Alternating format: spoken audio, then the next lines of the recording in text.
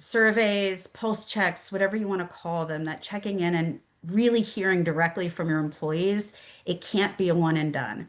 Hmm. It changes with the external environment, it changes with the time of your life, it changes with your own personal situation for a variety of reasons. And so we want to make sure that we are at some regularity, right? Whether it's Hmm. annually or every 2 years, that Hmm. we are keeping our finger on the pulse and we're not just thinking, well, I asked once, so I know what's important, because it will change for folks over time and it will be different for everyone in your organization. So, again, it's just not something you can guess. You have to ask.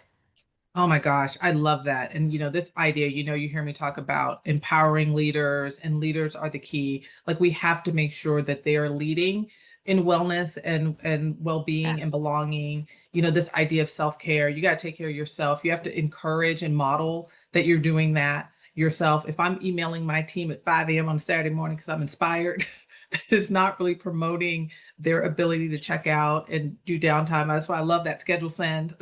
Yes. It's good. I've got the inspiration, but I'm not forcing you to do it. But really encouraging your team members to take that time off, celebrate when they Yeah. travel and have a good time. Share your own stories as a leader of self-care and wellness. I think it's so important to really create that intention and really create that culture of psychological safety and well-being, which is so important.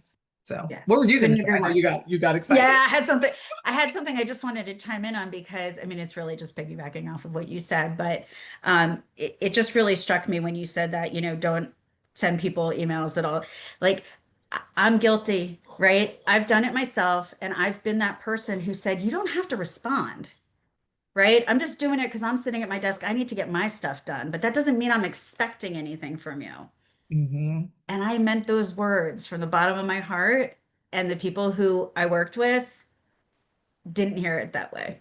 No matter how Hmm. much I meant it, when that message popped up in their inbox, they felt like they had to give it attention or they had to answer it. And this is what the beauty is of the schedule send, because we didn't have back in the day, we did not have that tool available to us. We do now. And so even though sometimes I forget to click it and I get mad at myself because I actually accidentally sent something on off hours, if we can try to condition ourselves, if we feel like we must do that, we have to be really thoughtful about, even if we're sending the right messages, Hmm. those aren't always perceived the way we want them to be. And so even if we're Hmm. saying all the right things, like, if there are things we can do, change our behaviors to make it, less of a pressure environment for our folks, Hmm. I think we should try to do that as much as possible.